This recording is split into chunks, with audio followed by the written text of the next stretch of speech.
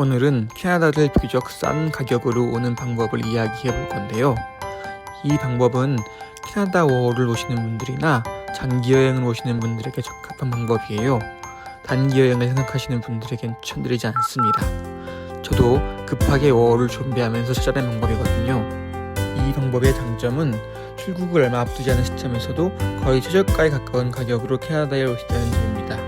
저처럼 급하게 비행기표를 끊으시는 분들에게 추천드리는 방법이에요. 물론 미리미리 예약을 하시는 게 가장 좋지만요. 저는 MBTI가 극도 해피인데요. 얼마나 즉흥적이냐면은 워홀을 갖겠다고 결심하고 나서 3개월 만에 출국을 했어요. 워킹홀리데이 비자도 나오지 않은 상황에서 말이죠. 에이전시에 물어보니 초기에 신청하면 2달 안에는 나온다고 해서 12월에 신청하고 3월 중순부터 어학원을 등록된 상황이었는데 2월이 끝날 때까지 오픈 비자가 안 나오더라고요.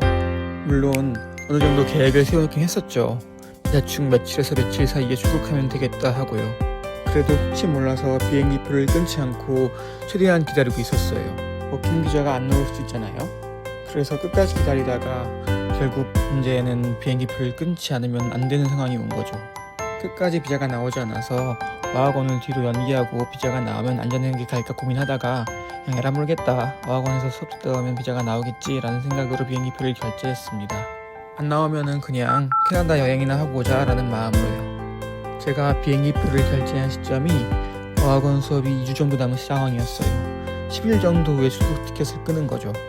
보통 비행기표 가격은 3개월 전이 가장 싸다고 하잖아요. 주변에 항공사 다니는 지인이 있어서 물어보니까 3개월 전에 토론토행 편도를 끊으면 100만원 정도면 간다고 하더라고요. 근데 저는 2주같이 안 남은 상황이었어요.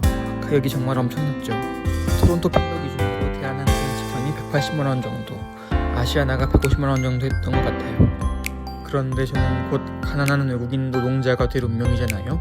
굳이 비행기 값으로 큰 돈을 쓰고 싶지 않더라고요. 그래서 직항은 포기하고 경유를 알아봤는데요. 이것도 다 애매하더라고요. 좀 싸다 싶으면 경유를 2번에서 비행시간이 30시간이 넘어가고, 비행시간이 좀 괜찮고 경유도 한 번만 한다 싶으면은 항공사나 플랫폼이 죄다 위험해 보여요.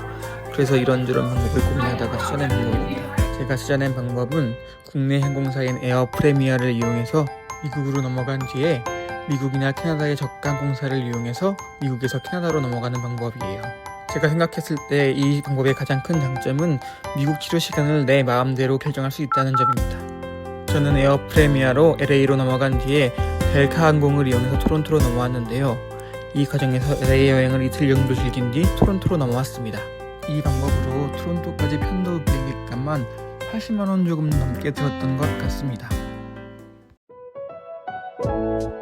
에어 프레미어라는 항공사를 처음 들어보신 분들도 있으실 텐데요. 에어 프레미어는 2017년 설립된 신생 저가 항공사예요.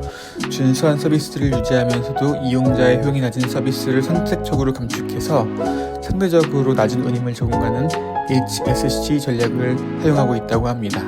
즉, 알짜배기 중장거리 노선만을 운영해서 가격 최적화를 이뤄냈다는 말인데요.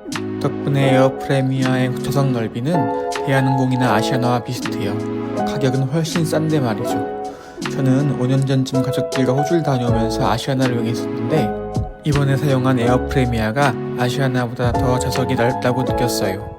항공권 가격은 정말 쌉니다. 지인에게 에어 프레미어를 소개시켰더니 무슨 날개 하나 없는 비행기를 운행하는 거 아니냐고 말할 정도였거든요.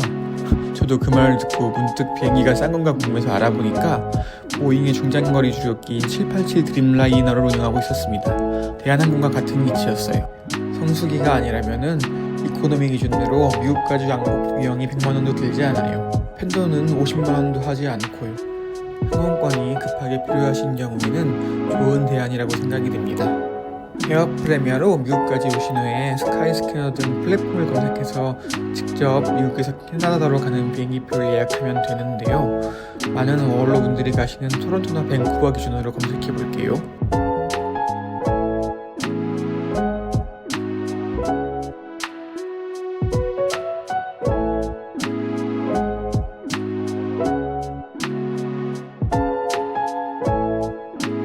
보시는 것처럼 정말 싼 경우는 미국에서 캐나다까지 10만원도 안하고 보통은 20만원 내면 충분히 가실 수 있습니다. 단 저가 항공의 경우 수화물 가격이 포함되지 않은 경우가 있어 해당 비용이 추가될 확률이 높아요. 제 짐은 큰 캐리어 하나, 미니홈 캐리어 하나, 백팩 하나였는데 LA에서 토론토로 넘어갈 때 큰 캐리어를 위해서 수화물을 구매했어요. 가격은 $50 정도 했던 것 같아요.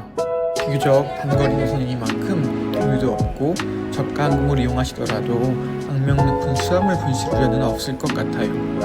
이 방법으로 오시면 캐나다까지 비행기값 100만 원 이하로 충분히 가능하답니다. 참고로 토론토로 가시는 분들은 LA 추천드릴게요. 토론토랑 뉴욕이 더 가깝지만 정말 가까워서 토론토에서 생활하다 보면은 뉴욕은 언제든 갈 수 있거든요. 토론토에서 뉴욕은 버스로도 갈 수 있는 거리인 반면 LA는 거리가 꽤 먼 편이라 가는 길에 LA 구경하고 가시는 걸 추천드려요. 밴쿠버는 LA나 샌프란시스코 모두 가까우니까 더 가보고 싶은 곳으로 먼저 가보시면 좋을 것 같아요. 뉴욕을 경유하는 것도 방법이기는 한데 아무래도 밴쿠버에서 더 동쪽으로 가야 하니까 여러모로 비행시간이 더 길어지는 건 어쩔 수 없겠죠. 또 에어 프레미아를 이용하시면 뉴욕 도착 시간이 저녁이라는 점도 참고하셔야 합니다. LA는 아침 7시, 샌프란시스코는 오전 12시이니 참고하시면 좋을 것 같아요. 목적지는 토론토였고 LA를 경유했습니다. 비행기 도착 시간이 아침 7시 정도여서 짐 찾고 나오니 9시쯤더라고요. 저는 공항 나와서 바로 우버로 호텔로 이동했습니다. 호텔에 짐을 맡겨놓고 숙소가 베버리힐스 근처였어서 베버리힐스 구경을 갔는데요. 개인적으로 LA에서 가장 인상 깊게 방문한 장소는 베버리힐스 도서관이었어요. LA도 여행 계획은 세우지 않았고 베버리힐스부터 그냥 발 닿는 곳으로 걷다 보니 무지막지하게 예쁜 건물이 나타나더라고요. 안에 들어가 보니 도서관이었습니다. 정말로 도서관이라는 게 믿기지 않을 정도로 건물이 예뻐요. 부촌이라 그런지 엄청 깨끗하고요. 도서관 안에는 카페도 있어서 거기서 커피 한 잔 마시면서 잠깐 쉬고 있다 보니까 정말 미국이 돈이 많은 나라라는 게 팍팍 느껴지더라고요. 이 비싼 동네에 이렇게 큰 도서관을 지어놓고 건물에 얼마를 때려 부었을까 싶으면서요. 캐나다도 그렇지만 정말 잘 사는 나라들은 공공시설을 잘 해놓는 것 같아요. 또 웨스트 할리우드 도서관도 엄청나게 예뻤습니다. 헐리우드 사인이나 이런 유명 관광지는 인터넷으로 워낙 많이 접하다 보니까 그게 사진과 다르지 모르겠어가지고 별 감흥이 없었는데 이런 우연히 내 취향인 곳을 만나는 게 정말 여행의 묘미가 아닐까 싶었습니다. 그럼 오늘 영상은 여기서 마치겠습니다. 감사합니다.